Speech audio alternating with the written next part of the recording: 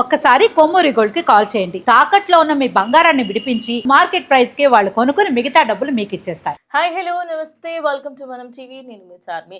Present అయితే తెలంగాణలో municipal polling అయితే జరుగుతుంది ఇవాళ. మరి ఆ ఎలక్షన్స్లలో అసలు ఎలా ఉండబోతుంది వాతావరణం, ఎక్కడ ఎవరు గెలవబోతున్నారు, ఏంటి ఈ మూడు పార్టీల మధ్యలో ఉన్న ఈ చిచ్చు అసలు ఎవరిని ముందుకు తీసుకెళ్తుంది అనే విషయాలన్నింటినీ కూడా ఈరోజు మాట్లాడదాం. ప్రస్తుతం మనతో పాటు గట్టా కార్తీక్ గారు ఉన్నారు.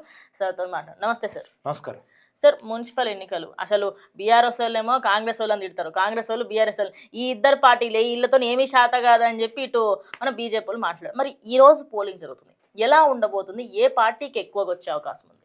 ఎస్, మీరు చెప్పినట్టు తెలంగాణలో 116 మున్సిపాలిటీలకు 7 కార్పొరేషన్లకు ఎన్నికలు జరుగుతున్నాయి. దాదాపు 52 లక్షల మంది ఓటర్లు తమ ఓటు హక్కును ఉపయోగించుకోబోతున్నారు. 52 లక్షలు అని అంటారు కానీ నిజానికి 100% పోలింగ్ ఖచ్చితంగా జరగదు. అర్బన్ ప్రాంతాల్లో సగం పోలింగ్ జరిగితే చాలా గొప్ప. సో ఈసారి విచిత్రం ఏంటంటే కొంత మహిళా ఓటర్ల శాతం ఎక్కువగా ఎక్కువగా ఉన్నారు మహిళా ఓటర్స్. ఎవరి వైపు ప్రజల మొగ్గు చూపే అవకాశం ఉంది అనేది మాట్లాడుకున్నప్పుడు నిజానికి చాలా మంది నాకు నిన్న నుంచి కాల్ చేస్తున్నారు. మీరు ఏ ఉప ఎన్నిక వచ్చినా ముందే చెప్తారు ఫలితాలు, తర్వాత అసెంబ్లీ ఎన్నికలైనా పార్లమెంట్ ఎన్నికలైనా వివిధ రాష్ట్రాల ఎన్నికలైనా కొద్దిగా ముందే చెప్తారు. ఎందుకు Telangana municipal corporation elections result సంబంధించి మీరు ఎందుకు ఏ మున్సిపాలిటీలో ఎవరు గెలుస్తారు, ఏ కార్పొరేషన్ ఎవరు గెలుస్తారు అనేటువంటి ఎగ్జిట్ పోల్స్ ఇవ్వట్లేదు అని చెప్పి చాలా మంది కాల్ చేస్తున్నారు. కానీ రియాలిటీ ఏంటంటే చార్మి, ఉదాహరణకి ఇది పూర్తిగా అధికార పార్టీ డామినేషన్ గా ఉండేటువంటి ఎన్నికలు. అవును, సహజంగా లోకల్ బాడీ ఎన్నికలు అధికార పార్టీ డామినేషన్ గా ఉంటాయి. ఉప ఎన్నికలైనా అలాగే ఉంటే సాధారణంగా ఎప్పుడైనా మున్సిపల్ కార్పొరేషన్ ఇంకా వేరే లోకల్ బాడీ కూడా ఎంపీటీసీ జెడ్పీటీసీ గ్రామ పంచాయతీ ఎన్నికలు అధికార పార్టీకి అడ్వాంటేజ్ గా ఉంటాయి. అది కాక తీవ్రమైన వ్యతిరేకత ఉన్నప్పుడు చెప్పలేం. మళ్ళీ ఇప్పుడు అలా అనుకుంటే కేరళలో కమ్యూనిస్టులు ఓడిపోలేదా, బీజేపీ అక్కడ గెలవలేదా, ఉన్నాయి కొన్ని కారణాలు కొన్ని చోట్ల ఉన్నాయి. నిజమే, మ్యాక్స్ ఆఫ్ ది అధికార పార్టీకి అడ్వాంటేజ్. అది పక్కన పెడితే అసలు వీటన్నిటికన్నా ఇంపార్టెంట్ ఏంటంటే ఈ మున్సిపల్ కార్పొరేషన్ ఎన్నికల్లో డివిజన్లు వార్డులు అనేవి చాలా వందల ఓట్ల తేడాతోనే గెలిపోవటంలో ఉంటాయి. ఈ 100 ఓట్లు ఎలా ప్రభావితం అవుతాయి అంటే, ఇప్పుడు ఎగ్జాంపుల్ నేను కొన్ని వింటున్నాను, శంకరపల్లిలో ఓటుకి 20,000 అవును సార్, నేను కూడా విన్నా. ఇటు ఏరియాస్లలో రాత్రిపూట ఇంటికి వచ్చి ఇంటికి ఎంత మంది ఉంటే అంత 10,000 5,000 ఇచ్చిపోతున్నారు. 20,000 చోటప్పల్లో నాకున్న సమాచారం మేరకు 10,000 పంచారట. తర్వాత ఈ మన హైదరాబాద్ శివార్లో ఉన్న శంకరపల్లి అయితే ఓటుకి 20,000. ఆ ఇంట్లో 3-4 ఓట్లు ఉన్నాయంటే అరతులం బంగారం పెట్టి తన గిఫ్ట్ ఇచ్చిపోతున్నారట.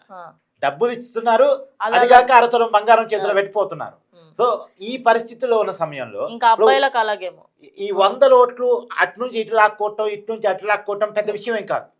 సో ఇలాంటి డబ్బులతో మ్యానిపులేట్ అయ్యేటువంటి ఓట్ల దగ్గర మనం కొద్దిగా మనం చెప్పినా కానీ ఫలితాలు కొద్దిగా అటు ఇటు అయ్యే అవకాశాలు ఉంటాయి. కాబట్టి ఇవి పూర్తిగా లోకల్ ఎన్నికలు, సగటు ఎన్నికలు, రెండోది అధికార పార్టీకి అడ్వాంటేజ్గా ఉండే ఎన్నికలు, అది కాక డబ్బులకి కొన్ని ప్రలోభాలకి లోనయ్యేటువంటి ఎన్నికలు, లొంగిపోయే ఎన్నికలు. కాబట్టి దీని మీద మనం ఎగ్జాక్ట్ గా చెప్పలేనప్పుడు ఇవ్వడం కరెక్ట్ కాదు అన్నటువంటి ఉద్దేశంతో ఎగ్జిట్ పోల్స్ ఇవ్వలేదు. కానీ ఇవాళ చెప్తున్నాం కొంత 3 వరకు చెప్తున్నా. ఇవాళ పోలింగ్ జరుగుతున్న 3 బట్టి చెప్తున్నాను.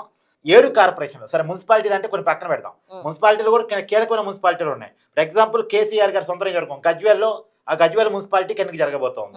ముఖ్యమంత్రి రేవంత్ రెడ్డి గారి కొడంగల్ మున్సిపాలిటీకి కూడా ఎన్నిక జరగబోతోంది. అక్కడ రేవంత్ రెడ్డి గారు కూడా ఓటు హక్కు ఉపయోగించుకుంటున్నారు. సో ముఖ్యమైనటువంటి మున్సిపాలిటీలు కూడా ఉన్నప్పటికీ కూడా 116 మున్సిపాలిటీలు పక్కన పెట్టేసి 7 కార్పొరేషన్ల వరకు మనం మాట్లాడుకున్నాం. మొత్తం తెలంగాణలో 10 కార్పొరేషన్లు ఉంటే 10 కార్పొరేషన్లో 7 కార్పొరేషన్లకు ఎన్నికలు జరుగుతున్నాయి. జిహెచ్ఎంసీకి ఎన్నికలు జరగట్లేదు, ఖమ్మం వరంగల్ కార్పొరేషన్లకు ఎన్నికలు జరగట్లేదు.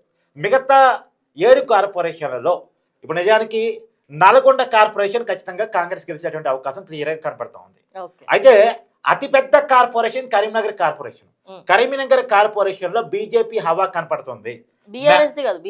బీజేపీ బండి సంజయ్ నాయకత్వంలో బీజేపీ అక్కడ దూసుకుపోతుంది. కాకపోతే మ్యాజిక్ స్పీకర్ దాటి బీజేపీ గెలవగలిగిద్దా, కాషాయ జెండా ఎగిరిద్దా అనేది కొద్ది డౌట్. కానీ పెద్ద పార్టీగా కరీంనగర్ లో బీజేపీ అవతరించబోతుంది కదా. బీజేపీకి అసలు నిజానికి గెలిచే అవకాశం కూడా వచ్చింది, ఈజీగా గెలిచే అవకాశం.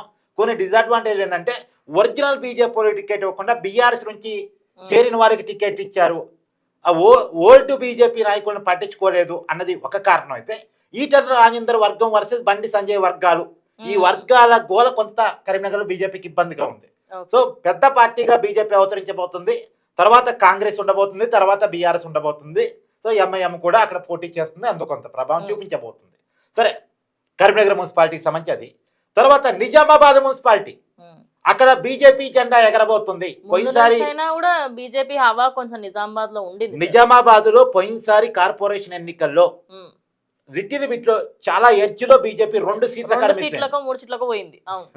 2 అనేది బీజేపీ లక్కీ నెంబర్. ఎందుకంటే 2 సీట్లతో బీజేపీ దేశంలో స్టార్ట్ అయింది.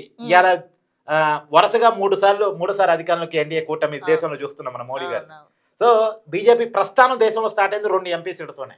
కాబట్టి ఇప్పుడు నిజామాబాద్ లో అంటే 2 సీట్లు మిస్ అయినటువంటి ఆ స్థానాన్ని ఇవాళ బీజేపీ జెండా ఎగరైపోతుంది.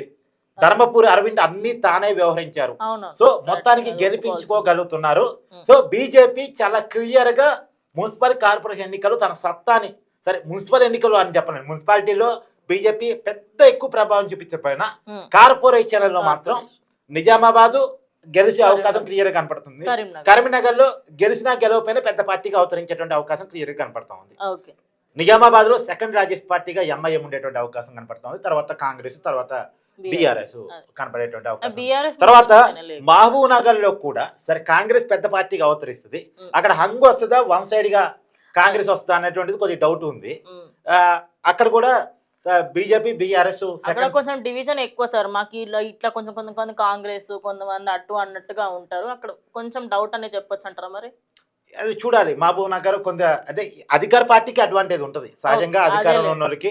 అందులో రేవంత్ రెడ్డి గారు సొంత జిల్లా కాబట్టి కాదు, తీవ్రమైన కాంపిటీషన్ ఎదుర్కొంటున్నారు, తీవ్రమైన పోటీ ఎదుర్కొంటున్నారు. చాలా వార్డులలో తీవ్రమైన పోటీ కాంగ్రెస్ పార్టీ బీజేపీ వైపు నుంచి కొన్ని చోట్ల, బీఆర్ఎస్ నుంచి కొన్ని చోట్ల ఎదుర్కొంటున్నమాట వాస్తవం. తర్వాత రామగుండం, మంచిర్యాల, ఈ రామగుండం మంచిర్యాలలో కాంగ్రెస్ గెలిచేటువంటి అవకాశం చాలా క్లియర్ కనపడుతుంది. సో మేజర్గా ఒక 5 కార్పొరేషన్లు మాత్రం కాంగ్రెస్ గెలవడానికి అవకాశం ఉంది. ఒక కార్పొరేషన్ అంగొస్తే చెప్పలేము మనం, 4 అయితే కొంత ఈజీగానే కనపడుతున్నాయి. తర్వాత నిజామాబాద్, కరీంనగర్ మాత్రం బీజేపీ హవా కనపడుతుంది. చాలా క్లియర్గా నిజామాబాద్ కమలం జెండా, కాషాయ జెండా ఎగిరే అవకాశం కనపడుతూ ఉంది. కరీంనగర్లో పెద్ద పార్టీగా బీజేపీ అవతరించేటువంటి అవకాశం ఉంది చాలా క్లియర్గా. అసలు కరీంనగర్లో కూడా అది పెద్ద కార్పొరేషన్, ఈజీగా గెలిచే అవకాశం వచ్చే, కానీ ఆ పార్టీలో ఉన్న వర్గాలు ఓల్డ్ బీజేపీ నాయకులు టికెట్ ఇవ్వకపోవడం పొరపాటు కొంత ఆ పార్టీని ఇబ్బంది పెడుతున్నాయి తప్ప మొత్తంగా అయితే అక్కడ బీజేపీ హవా, బండి సంజయ్ హవా చాలా క్లియర్ గా కరీంనగర్ లో కూడా కనపడుతూ ఉంది. సో అతని 1 సైడ్ అని నేను చెప్పను, మళ్ళీ అక్కడ కూడా కాంగ్రెస్ పోటీ ఇస్తుంది, కొన్ని ప్యాకెట్స్ లో బీఆర్ఎస్ పోటీ ఇస్తుంది. నిజానికి బీఆర్ఎస్ కు వచ్చిన చక్కటి అవకాశాన్ని కొంత పాడు చేస్తున్న పార్టీ. అంటే సార్ ఇప్పుడు నార్మల్గా 3 పార్టీలు గట్టిగా మాట్లాడంటే అసలు బీజేపీకి ఈ తెలంగాణ రాష్ట్రం మొత్తంలో కూడా హవా చాలా ఉందని చెప్పుకోలేము ఎప్పటికైనా. బీఆర్ఎస్ కాంగ్రెస్ అన్నట్టుగానే ఉండే, ఎందుకంటే ఇప్పుడు వీళ్ళే ఉన్నారు అధికార పక్షాలు, ప్రతిపక్షాలు వాళ్ళు. కానీ ఎందుకు చాలా మంది ఇప్పుడు బీజేపీ వైపు మొగ్గు చూపుతున్నారు అనుకో, దానికి కారణాలు ఏమై ఉంటాయి? అంటే నీకు ఒక తెలంగాణ బేస్ రాజకీయం తెలియాలి. నిజానికి కేసీఆర్ మీద వ్యతిరేకత స్టార్ట్ అయినప్పుడు ఆ వ్యతిరేకతను చూపించిన పార్టీ బీజేపీ. ఎందుకంటే నీకు బీఆర్ఎస్ మీద వ్యతిరేకత ఉంది, కేసీఆర్ ప్రభుత్వం మీద వ్యతిరేకత ఉందని ఎప్పుడు తెలిసింది? దుబ్బాక బై ఎలక్షన్ లో రఘునందన్ గెలిపినప్పుడు తెలిసింది. బీఆర్ఎస్ అధికారంలో ఉంది, అప్పుడు దుబ్బాక ఎమ్మెల్యే కరోనా వల్ల చనిపోయారు, అనారోగ్య కారణంతో చనిపోయారు. ఉప ఎన్నిక వచ్చినప్పుడు బీఆర్ఎస్ ను ఓడించి రఘునందన్ బీజేపీ అభ్యర్థి గెలిచారు. అప్పుడు తెలిసింది కేసీఆర్ ప్రభుత్వమే, అంటే కేసీఆర్ అధికారంలో ఉన్న ఉప ఎన్నికలు గెలవలేకపోయాడంటే తీవ్రమైన వ్యతిరేకత ఉంది అని చెప్పి తెలిసింది. తర్వాత ఈటెల రాజేందర్ బీఆర్ఎస్ పార్టీకి రాజీనామా చేసి మంత్రిగా ఆయన బయటకు వచ్చినప్పుడు, మంత్రిగా పదవి నుంచి బయటకు వచ్చిన తర్వాత బీజేపీలో చేరి ఏ పార్టీలో చేరదామని ఆలోచించాడు. వాస్తవానికి ఆయన బీజేపీలో చేరి ఐడియాలజీ ఉన్న వ్యక్తి కాదు, ఆయన కొంత కమ్యూనిస్ట్ ఐడియాలజీ ఉన్న వ్యక్తి. అయితే కాంగ్రెస్ పోవాలి లేదా ఇండిపెండెంట్ పోటీ చేయాలి, కానీ అప్పుడున్నటువంటి పరిస్థితుల్లో కేసీఆర్ని ఎదుర్కోగలిగిన బీజేపీ మాత్రమే అని ఆలోచించి బీజేపీలోకి వెళ్ళి పోటీ చేశాడు. పోటీ చేస్తే గెలిచాడా లేదా బీజేపీ నుంచి? కేసీఆర్ చాలా దృష్టి పెట్టి దళిత బంధు అనే ఒక పథకాన్ని రూపొందించి మరీ అమలు చేశాడు. అక్కడ ఏది ఎట్టి పరిస్థితుల్లో ఈటెల రాజేందర్ గెలవకూడదు, ఎన్ని ప్రయత్నాలు చేసినా అక్కడ ఈటెల రాజేందర్ ఆయనకున్నటువంటి బలం కావచ్చు, బీజేపీ సహకారం కావచ్చు, మొత్తంగా ఈ 2 కలగలిపి అక్కడ బీజేపీ జెండా ఎగిరిందా లేదా? అంటే తెలంగాణలో అప్పుడు కాంగ్రెస్ పరిస్థితి ఏంది? కాంగ్రెస్ కి డిపాజిట్ అని దక్కింది, అసలు దుబ్బాకలో దక్కిందా, హుజురాబాద్ దక్కిందా? ఇదంతా పోనీ కాంగ్రెస్ ఎమ్మెల్యే అయిన కోమటిరెడ్డి రాజగోపాల్ రెడ్డి కాంగ్రెస్ పార్టీకి రాజీనామా చేసి బీజేపీలో చేరి ఎమ్మెల్యే పదవికి రాజీనామా చేస్తే ఉప ఎన్నికలు వచ్చాయి. ఉప ఎన్నికలు వచ్చినప్పుడు అక్కడ పోటీ ఎవరెవరి మధ్య నడిచింది? బీజేపీ అభ్యర్థిగా పోటీ చేసిన కోమటిరెడ్డి రాజగోపాల్ రెడ్డి బీఆర్ఎస్ సంబంధించి పోటీ నడిచింది. సో సరే బీఆర్ఎస్ అధికారం ఉంది కాబట్టి గెలిచి ఉండొచ్చు కాక, స్టేట్ వైడ్గా మొత్తం ఫోకస్ పెట్టి ఆడ గెలిచి ఉండొచ్చు కాక. మునుగోడు ఎలక్షన్ అది. ఆ మునుగోడు ఎలక్షన్లో కోమటిరెడ్డి రాజగోపాల్ రెడ్డి గెలిచినంత పనిచేశాడు. బీజేపీ ఓడిపోయిందని తప్ప నైతికంగా గెలిచింది. అధికార పార్టీ వాళ్ళది కాబట్టి అప్పుడు గెలిపించుకోగలిగారు వాళ్ళు. కానీ ఇప్పుడు ఎందుకు ఇలా ఆ పరిస్థితి నుంచి నిజానికి బీజేపీకి ఆ రోజే హవా ఉంది. ఆ రోజు రాష్ట్రంలో అధికారంలోకి వచ్చేంత అని అంటే కొన్ని జిల్లాల్లో ఏంటంటే వాళ్ళకి బలం సరిగా లేకపోవటం, నిర్మాణం సరిగా లేకపోవటం, దాని మీద దృష్టి పెట్టకపోవటం పక్కన పెట్టేస్తే బీజేపీ హవా ప్రజల్లో క్లియర్గా కనపడింది, ఓట్ బ్యాంక్ లో క్లియర్ కనపడింది. అసలు కేసీఆర్ వ్యతిరేకత బీజేపీ వెనకానికి ర్యాలీ అయ్యే పరిస్థితి. ఆ పరిస్థితుల్లో ఉన్న సమయంలో బీజేపీ సొంత తప్పిదాలు బండి సంజయ్ని ప్రెసిడెంట్ పదవి నుంచి తప్పించేసి మళ్ళా కిషన్ రెడ్డికి బాధ్యతలు అప్పచెప్పటం, బీజేపీ ఆరుషి రాజకీయాలు కాకుండా సాఫ్ట్ రాజకీయాలు కేసీఆర్తో చేయటం ఫలితంగా ఆ పార్టీ మొత్తానికి ఇబ్బంది పడి గట్టిగా రాజకీయాలు చేసే రేవంత్ రెడ్డి, గట్టిగా ఆరుషి రాజకీయాలు చేసేటువంటి రేవంత్ రెడ్డి వైపు టర్న్ అయిపోయింది. అంటే కేసీఆర్ని గట్టిగా ఎవరు ఎదుర్కోగలంటే అప్పుడు బండి సంజయ్ కనపడ్డాడు. బండి సంజయ్ తీసి పక్కన పెట్టిన తర్వాత ఎవరు? రేవంత్ రెడ్డి కనపడ్డాడు. సార్ మరి ఇప్పుడు కాంగ్రెస్ అధికార పక్షంలో ఉంది, కానీ ఇప్పటికీ కూడా కాంగ్రెస్ మీద అదేవిధంగా బీఆర్ఎస్ మీద రెండుటి మీద ఆ వ్యతిరేకత 50-50 లా కొనస్తుంది. మరి ఈసారి ఎన్నికలలో ఎవరికి ఎక్కువ మెజారిటీ వచ్చి సరే కొంత గొప్ప ఆ 1% 2% ఎవరికి ఎక్కువ వచ్చే అవకాశం ఉందంటారు? ఈ మున్సిపల్ కార్పొరేషన్ ఎన్నికలు అయితే సహజంగా కాంగ్రెస్ పార్టీకి అడ్వాంటేజ్ క్లియర్ కనపడుతుంది, నో డౌట్ ఎట్టారు. కానీ ఈ ఎన్నికల ఫలితాలు చూసి కాంగ్రెస్ పార్టీ ఇక మాకు తిరుగులేదు, ఇక మాదే హవా, ఏ ఎన్నిక మన గ్రామ పంచాయతీలో మేము ఎక్కువ గెలిచాం, మున్సిపల్ కార్పొరేషన్లో మేము ఎక్కువ గెలిచామని అనుకుంటే మాత్రం అంతకన్నా పెద్ద పొరపాటు ఇంకోటి లేదు. నేను గ్రౌండ్లో చూస్తున్నాను కదా, కాంగ్రెస్ ప్రభుత్వం మీద పార్టీ మీద తీవ్ర వ్యతిరేకత ఉంది. సో రేవంత్ రెడ్డి గారి మీద మంచి ఉంది చెడు ఉంది, నేను కాదంటే మంచి ఉంది చెడు ఉంది. మంచి అయినా రేవంత్ రెడ్డి గారిని ఓడుకునే వాళ్ళు ఉన్నారు, చెడైనా రేవంత్ రెడ్డి గారిని తిట్టుకునే వాళ్ళు ఉన్నారు. కానీ లోకల్ ఎమ్మెల్యేల మీద మొత్తం కాంగ్రెస్ పార్టీ చేతుల్లో 67 మంది ఎమ్మెల్యేలు ఉన్నారు, సిపిఐ ఎమ్మెల్యేతో కలిపితే 67 మంది ఎమ్మెల్యేల్లో 40 మంది ఎమ్మెల్యేల మీద తీవ్రమైన వ్యతిరేకత ఉంది. ఇప్పుడు ఎన్నికలు జరిగితే వాళ్ళు గెలిచే పరిస్థితి లేదు 40 మంది ఎమ్మెల్యేల మీద. మళ్ళీ అందుకని చెప్తున్నాను, ఇప్పుడు ఎన్నికలు జరిగితే కాంగ్రెస్ ప్రభుత్వం పడిపోయేటువంటి అవకాశం చాలా క్లియర్గా ఉంది. సో ఇప్పుడు గ్రామ పంచాయతీలు మేజర్ గెలిచారు, మున్సిపల్ కార్పొరేషన్ ఎన్నికలు కూడా ఈజీగా గెలుస్తారు. నేనేం గెలవరని చెప్పండి, కాంగ్రెస్ గెలుస్తుంది. మున్సిపల్ కార్పొరేషన్ ఎన్నికల్లో మేజర్ భాగం కాంగ్రెస్ గెలుస్తుంది. అంటే కాంగ్రెస్కి అడ్వాంటేజ్ ఏంటంటే బీఆర్ఎస్ అనుకున్నంతగా రికవరీ కావట. కాంగ్రెస్ మీద వ్యతిరేకత బీజేపీ కోటేద్దామా బీఆర్ఎస్ కోటేద్దామా అంటే బీజేపీ లేని చోట బీఆర్ఎస్కి, బీజేపీ ఉన్న చోట బీజేపీకి టర్న్ అవుతుంది తప్ప, అంతే తప్ప కాంగ్రెస్ మీద వ్యతిరేకతగా బీఆర్ఎస్కి మారుతున్నారు తప్ప బీఆర్ఎస్ మీద అనుకున్నంత సాఫ్ట్ కార్నర్ రావట్లేదు. కారణం ఏంటంటే ఎవరు బయటకు వస్తే సాఫ్ట్ కార్నర్ వస్తే ఆయన బయటకు రావట్లే, కేసీఆర్ ఏం బయటకు రావట్లే, కేటీఆర్ ఏమో అనుకున్నంతగా సరిపోవట్లేదు. ఆ స్ట్రాటజీలు కూడా కొంత మెరుగుపడాల్సిన అవసరం అయితే ఉంది. సో ఆ ఫలితంగా ఇప్పటికైతే కాంగ్రెస్ పార్టీకి అడ్వాంటేజ్ ఈ ఎన్నికల వరకు. Thank you sir, thank you so much. So చూసారు కదా, కంప్లీట్గా మున్సిపల్ ఎన్నికలకి సంబంధించి అదేవిధంగా కంప్లీట్గా ఉన్న అన్ని వార్డ్స్లలో ఎవరెవరు గెలుస్తారు, అయితే బీఆర్ఎస్ పర్ఫార్మెన్స్ కూడా మెరుగైంది.